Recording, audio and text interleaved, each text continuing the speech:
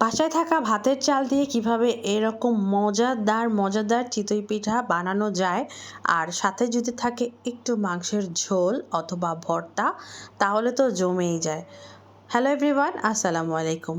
সুন্দর এরকম অসংখ্য ছিদ্রযুক্ত চিতই পিঠাটা আমি কিভাবে তৈরি করেছি সেই রেসিপিটি আজকে আপনাদের সাথে শেয়ার করব। আর পেছনের অংশটাও আমি আপনাদেরকে দেখিয়ে দিচ্ছি, একটুও কিন্তু পুড়ে যায়নি। আর সম্পূর্ণটাই আমি তৈরি করেছি ভাতের চাল দিয়ে। ভেতরের অংশটাও দেখেন কতটা সুন্দর হয়েছে। আর এরকম একটা রেসিপি আমি কিভাবে তৈরি করেছি, চলুন শুরু থেকে শুরু করছি। তো এখানে 2 কাপ পরিমাণ নর্মাল যে ভাতের চাল আছে সেটা নিয়ে নিয়েছি। আমরা নাজির শাহ চালটা খাই, সেটাই নিয়েছি। তো সেটাকে এখন মিনিমাম 3 থেকে 4 ঘন্টার জন্য আমি পানি দিয়ে ভালো করে ভিজিয়ে রাখবো। আরও ভালো হয় যদি আপনি ওভারনাইট এটাকে ভিজিয়ে রাখতে পারেন। যেহেতু আমি হঠাৎ করে বানানোর প্ল্যান করেছি বৃষ্টি দেখে, এই জন্য আমি দুপুরে ভাত খাওয়ার পরপরই এটাকে ভিজিয়ে দিলাম। আর পর্যাপ্ত পরিমাণ পানি দিয়ে এটাকে একটু ভেজার জন্য রেখে দেবো। তো এখন এটাকে ভালো করে 3-4 বার পরিষ্কার পানি চেঞ্জ করে আমি ধুয়ে নিয়েছি। ধোয়ার পরে একটা ব্লেন্ডার জার নিয়ে নিলাম। ব্লেন্ডার জারে আমি নিয়ে নিচ্ছি চালটাকে আমি 2 থেকে 3 বারে ব্লেন্ড করব। ব্লেন্ড করাটা আপনাদের সাথে শেয়ার করছি, কারণ ব্লেন্ড করার সময় ইচ্ছে মতো পানি দিয়ে ব্লেন্ড না করে ঠিক এরকম একটা আঠালো কনসিস্টেন্সিতে আসার যতটুকু পানি প্রয়োজন ততটুকু পানি দিয়ে আপনি ব্লেন্ডটা করবেন। এতে করে আপনার পিঠাটা কিন্তু অনেক বেশি সুন্দর হবে। চিতই পিঠা বানানো কিন্তু অতটা ঝামেলার কিছু না, আবার অতটাও সহজও না যে কিছু কিছু টেকনিক ফলো করলেই কিন্তু পারফেক্ট পিঠা হয়ে যায়। এটাই আসল কথা। তো ঠিক এরকম আঠালো কনসিস্টেন্সিতে আমি প্রথমে চালগুলোকে ভালো করে ব্লেন্ড করে নিয়েছি। অনেকটা সময় নিয়ে ব্লেন্ড করেছি।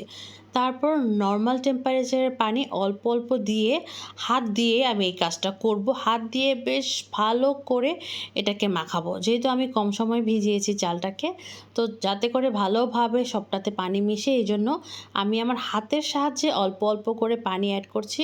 টোটাল আমি 1 কাপ পানি অ্যাড করেছিলাম। ঠিক এরকম করেই আমি এটাকে একদম কচলে হাত দিয়ে যতটা সম্ভব এভাবে করে আমি আপনাদেরকে পুরোটা দেখিয়ে দিচ্ছি, ফরওয়ার্ড না করে। আশা করি দেখে বুঝতে পারছেন। মোট কথা যতটা সুন্দর করে পানিটাকে এরকম একটা বাইন্ডিংয়ে আনা যায়, একটু সময় নিয়ে এই কাজটা আপনাদেরকে করতে হবে। এতে করে পিঠাগুলো অনেক সুন্দর ছিদ্রযুক্ত হবে, দেখতেও সুন্দর লাগবে, খেতেও অনেক ভালো লাগবে। যেহেতু এটা আতপ চাল না, নর্মাল ভাতের চাল, তো একটু টেকনিক ফলো করলে বানালেই ঠিক এরকম সুন্দর করে পিঠা আপনারা বানাতে পারবেন। তো এটাকে হাত দিয়ে অনেকক্ষণ আমি এটাকে সুন্দর করে মিক্স করে নিয়েছি। এখন এটার যে ব্যাটারের কনসিস্টেন্সি দেখিয়ে দিচ্ছি। চিতই পিঠার ব্যাটারটা কিন্তু পাতলা হয়, অনেক বেশি ঘন হয় না। তো এই ব্যাটারটা কিন্তু আমার রেডি। এখন এই ব্যাটারের মধ্যে আমি অ্যাড করব লবণ। প্রথমে কিছুটা লবণ অ্যাড করে দিব আমি। প্রায় 1 চা চামচের মতো লবণ আমি অ্যাড করেছি। আপনারা চাইলে আপনাদের স্বাদ অনুযায়ী লবণটা আরেকটু কমিয়ে বাড়িয়ে দিতে পারেন, কারণ অনেকে লবণ বেশি খায়, অনেকে লবণ কম খায়। তো প্রায় 1 চা চামচের মতো লবণ আমি অ্যাড করে দিয়ে মিক্স করে নিলাম। আর এই ক্ষেত্রে আমি পিঠাটা এখনই বানাবো, এই জন্য আমি অ্যাড করে নিব বেকিং সোডা অল্প একটু পরিমাণ। বেকিং সোডা না চাইলে না অ্যাড করলেও চলবে, তারপরও আমি অল্প একটু পরিমাণ বেকিং সোডা অ্যাড করে দিব। ব্যাটার আগে তৈরি করে রাখলেও পিঠা বানানোর ঠিক আগে আপনারা লবণটা আর সোডাটা অ্যাড করবেন। এতে করে পিঠাগুলো ভালো হয়। 1/4 টিস্পুনের মতো আমি বেকিং সোডা অ্যাড করে দিলাম, যাতে করে পিঠাগুলো সুন্দর হয়। তারপরে এখন হাত দিয়ে চামচের সাহায্যে ভালো করে এই সোডাটাকে মিক্স করে নিচ্ছি। এখন আমার এই ব্যাটারটা কিন্তু পিঠা বানানোর জন্য একদম পারফেক্টলি রেডি হয়ে গেছে। আর এই পিঠা বানানোর জন্য অবশ্যই কিন্তু আপনাদেরকে পিঠার যে প্যানের মধ্যে বানাবেন সেটা অবশ্যই তলাটা একটু মোটা নিতে হবে। আমি এখানে লোহার কড়াই ইউজ করছি, এতে করে চিতই পিঠাগুলো ভালো হয়। অথবা আপনারা চাইলে মাটির যে পাত্রগুলো পাওয়া যায় সেগুলোতেও পিঠা তৈরি করতে পারবেন। তো বিসমিল্লাহ বলে আমি প্রথম পিঠাটা দিয়ে দিচ্ছি। পিঠাটা দেওয়ার পরপরই আমি এটাকে ঢাকনা দিয়ে ঢাকবো না, হালকা একটু বুদবুদ শুরু হওয়ার ঠিক এই পর্যায়ে আমি এটাকে ঢাকনা দিয়ে ঢেকে দিব। আর এই পিঠা হতে বেশি একটা সময় লাগে না, 1 থেকে 1.5 মিনিটের মধ্যেই কিন্তু মাশাআল্লাহ এত সুন্দর পিঠা রেডি।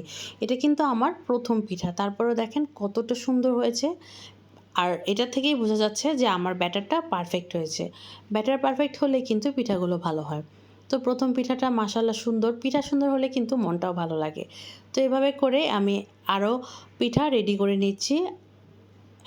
এখন যেহেতু সব চারিদিকে বৃষ্টি হচ্ছে, আপনারা চাইলে যে কোনো সময় সন্ধ্যার নাস্তায় অথবা সকালের বেলা এই পিঠাগুলো তৈরি করে দিতে পারেন। একটু সাথে মাংসের ঝোল হলে তো জমেই যায়। তো এভাবে করে আমি আরও একটা পিঠা কিন্তু তৈরি করে ফেলেছি। আশা করি আমার এই রেসিপিটা আপনাদের উপকারে আসবে। সবাই অনেক ভালো থাকবেন, সুস্থ থাকবেন আর বাসায় থাকা ভাতের চাল দিয়ে এরকম মজার মজার পিঠা তৈরি করে খাবেন। তো আজকের মতো এখানেই বিদায় নিচ্ছি। নেক্সট ভিডিওতে দেখা হবে। আল্লাহ হাফেজ।